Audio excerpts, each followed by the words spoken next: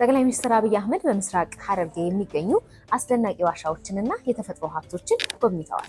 እነዚህ እምቅ ሀብቶች ተጠንተው ወደ ሀገር ውስጥ ገቢ እንዲቀየሩ አሳስበዋል። የኢትዮጵያ እስልምና ጉዳዮች ጠቅላይ ምክር ቤት ለ5 ሆስፒታሎች የሚውል ከ101 ሚሊዮን ብር በላይ የሚገመት የመድኃኒትና የሕክምና ግብአቶች ድጋፍ ለጤና ሚኒስቴር አስረክቧል። ይህ ሰብአዊ ተግባር በጤናው ዘርፍ ያለውን የአቅርቦት ችግር ለመቅረፍ ትልቅ አቅም ይሆናል። በ1.5 ቢሊዮን ብር እየተገነባ ያለው የጅግጅጋ ሀርሙከሌ መንገድ 85% ደርሷል።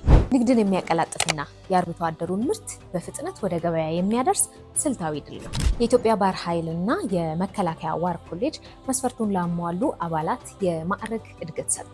ሹመቱም ከከፍተኛ ኃላፊነት ጋር የተሰጠ የክብር ስጦታ ነው። ኢንጂነር ታከለ ኡማ የኢትዮ ጅቡቲ የባቡር መስመር የጭነት አገልግሎት ወደ ዲጂታል መቀየሩን አበሰሩ። አሁን ደንበኞች በኦንላይን መክፈልና የጫኑትም ንብረት የት እንደደረሰ በስልካቸው መከታተል ይችላሉ። ፕሬዚደንት ትራምፕ በኢራን ላይ ጥቃት መፈጸሙን ሲገልጹ፣ ኢራን በበኩሏ የአጸፋ ምላሽ እወስዳለሁ ብላለች። ይህም ውጥረት በዓለም አቀፉ የነዳጅ ገበያ ላይ መዋዠቅን እያስከተለ ይገኛል። ለእንደነዚህ አይነት ፈጣን መረጃዎች የኢቢሲ.ስትሪም ማህበራዊ ሚዲያ አማራጮቻችንን ፎሎ ማድረግ እንዳትረሱ።